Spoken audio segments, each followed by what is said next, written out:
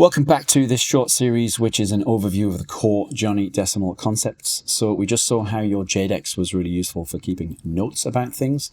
And now let's have a look at the other major part of the equation, which is saving files. It's pretty simple in Johnny.Decimal, but let's go over it. So the first thing you're going to notice as a recap, here is your Johnny.Decimal system. We start with areas, at most 10, preferably fewer, and area folders describe the things that they contain.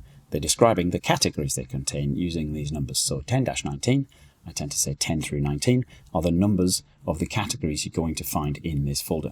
Now, you'll notice that there are no files at this area level. I haven't saved some Excel document here, and that is a hard rule. You never do that for any reason. Only category folders. And then at the next level down, it's basically the same again. As we've said in the past, this is the same structure as the rest of Johnny.Decimal, of course. We are now in a category, and similarly, we never store files here. You don't put some Word document here. We only store ID folders in these category folders. And finally, and always at this third level, is where you keep your stuff. We're in an ID.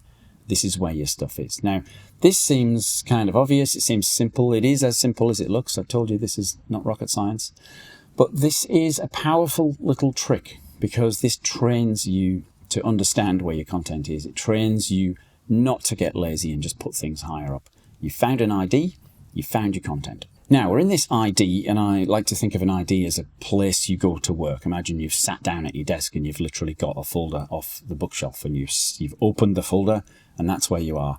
Ideally, all of the work you need to do is going to be in this ID. Now, that can get a bit busy, and of course, subfolders, there is a place for subfolders.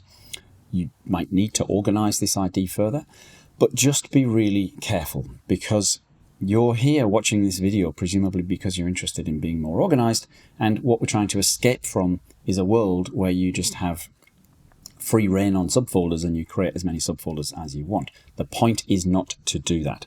So here are some useful patterns that we can use to help ourselves be more organized here without it being chaos. The first is the idea of templates. Many things in your life are templated. You do the same thing again and again. So for example, whenever you take a longer trip, you always have to do the same sort of things. You have to think about visas and passports and book the trip and where you're going to stay and what you're going to do when you get there. Or every time we record one of these videos, it's always the same. We always have the words, some still images that Lucy uses, this video I'm recording, maybe some audio, and then there are the videos that we export and finally upload to YouTube. So these are the same every time. Don't go reinventing this every time. Use a template. So let's have a look at our travel planning template. Now you're going to see that I've used the numbers 10, 20 and increments of 10 at the start of these folders. And these help us in all the same ways that we've already learned. They try to constrain you. It's quite natural. You're only going to want to use 9 of these folders. I think a nice rule for subfolders is that they should fit in a window. You definitely shouldn't be scrolling up and down a list of subfolders. And I use, on Finder on my Mac, I use quite a small window. So really don't go making a full screen window on your big monitor and trying to fill it up. Keep as few as you can. And the other thing about the numbers, it's the usual. It's the Johnny.Decimal theme. They let you put things in the order that you want things to be in, regardless of the alphabet. This travel planning template is designed in the order that you naturally do things when you book a trip. Using blocks of 10 does allow you a bit of leeway because there are going to be situations where you do want to kind of squeeze a folder in, so you can squeeze one in at 25 between this and that.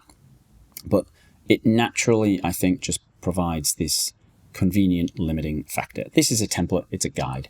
It's not a hard rule that you can never break. The other very natural subfolder pattern is to use the date. Dates are so useful. We are humans and we naturally anchor things in time. Was a thing before or after some event. I think it's a very easy way for us to, you see something in a list and you think, oh no, it's before that. So any sort of registration, purchases, life events, taxes, health, so much stuff is date driven. There's only one sane way to write the date on a computer, and please do not argue with me about this. It is year, month, day, because that sorts neatly. You can do whatever you want in your private life, but on your computer, use year, month, date.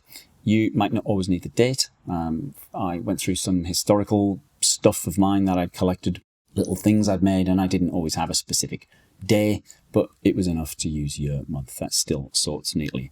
And here's a little tip. There's a blog post linked below. You don't need to be typing out or remembering the date all of the time. You can have your computer insert the date for you very easily. There's a blog post link below where I show you some methods how to do that. Old friend, the alphabet. The alphabet does have some use sometimes. Don't put a number in front of everything for the sake of it. That isn't the point of Johnny.Decimal, just to be abundantly clear. There are some things that are still better sorted using the alphabet. For example, people's names. Don't go putting a number in front of people's names. That breaks that completely. The names of organizations or companies, books, movies. A very common question is, do I put the Johnny.Decimal ID in the name of every file? So do I call it 13.43 pension documentation.pdf or whatever it is, or do I just call it pension documentation? And the answer there is, it depends. I tend to find it useful in certain scenarios. For example, here is my file recently opened menu in Excel. And you can ignore the fact that I've got slightly longer numbers there. I use two systems on this computer. D25 is my Johnny.Decimal business. P76 is me as a human being, separate from the business, so that's why there are two of those. But you get the idea. I can quickly glance down this list of files and very quickly understand what these files relate to. It doesn't really take much time to put the ID in a file name, so if it's going to be useful or if in doubt, I do that.